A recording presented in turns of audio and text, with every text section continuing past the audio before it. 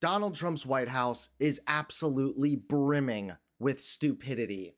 And now it's beginning to spill over because leak after leak continuously slams the Trump administration. And now top Justice Department officials just went rogue and exposed Trump and Pam Bondi.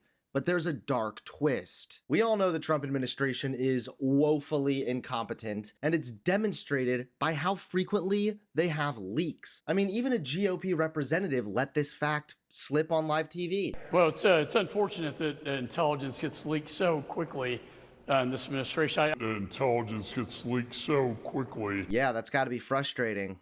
Maybe stop using Signal so much, guys. There's an idea. Leaked Pentagon intel was recently leaked to CNN, which revealed that Donald Trump bombing Iran was a complete and total failure. That's right, this leaked information suggested that all Trump did was set Iran's nuclear capabilities back by a single month. That is a failure. Still, however, rather than addressing their many failures, the White House is furious about the many leaks. They took bits and pieces from a leaked top secret intelligence report, and by the way, I understand the FBI is investigating who was the source of that leak because it's an illegal leak to CNN. And this is the same fake news CNN reporter who wrote the story alleging that the Hunter Biden laptop was Russian disinformation, which we know is one of the greatest political hoaxes this country and the American public have ever seen.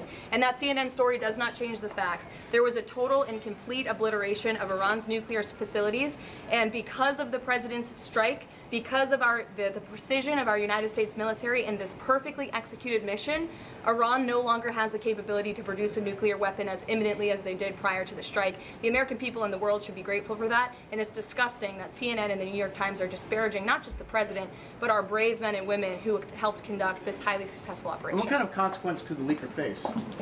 They should go to jail. And they're not being given credit for it because we have scum that's in this group, and not all of you are. You have some great reporters, but you have scum. CNN is scum. MSDNC is scum. The New York Times is scum. They're bad people. They're sick. And what they've done is they're trying to make this unbelievable victory into something less. Now, even they admit that it was hit very hard, okay?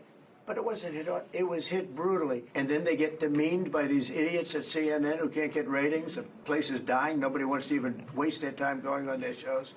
So they form with the New York Times, who's dying also. But now, more and more information is, that's right, leaking. And now, top Justice Department officials have just gone rogue, and they've exposed Pam Bondi and Donald Trump, and they also reveal a corrupt twist. Take a look. Top Justice Department officials are going rogue, and they're sounding the alarm about what they describe as a hostile takeover of American law enforcement. According to multiple former federal agents, Trump's administration is quietly gutting the Department of Justice, rerouting its resources and placing it under the thumb of the Department of Homeland Security. The motive? To supercharge what Trump calls the largest mass deportation program in history. And the DOJ's new boss? It's not Attorney General Pam Bondi, it's Stephen Miller. Sources say Miller, Trump's hardline immigration enforcer, has completely sidelined Bondi, barking orders at DHS officials demanding 3,000 daily arrests and flooding federal agencies with ICE directives. Stephen Miller is bullying Pam Bondi, said one former DEA official. She's supposed to be the top cop in America. Instead, Miller is running circles around her. Bondi, once seen as a Trump loyalist, is now seen by insiders as powerless. The FBI, DEA, and even ATF are hemorrhaging staff. Veteran agents are leaving in droves, calling the new priorities idiotic and dangerous. One source warned that agents trained to take down spy networks and cartels are now being deployed to round up immigrants, including grandmothers and children. This is on the heels of the Federal Bureau of Investigation delivering a brutal blow to Miller. After Miller demanded thousands of federal agents work with ICE to fulfill his mass arrest quotas, the Bureau pulled the plug. Agents are now being yanked off immigration raids and returned to their real jobs, countering terror threats from Iran, tracking cybercrime, and safeguarding national security. One insider told NBC, "Guess they're realizing this whole national security thing is important after all." Sources say Miller's tantrums behind closed doors grew so aggressive that even ICE leadership bristled. His plan to transform the Bureau into deportation foot soldiers quietly falling apart and exposing just how toxic his influence has become. Stephen Miller wanted to reshape federal law enforcement in his image. Instead, he's left it in disarray.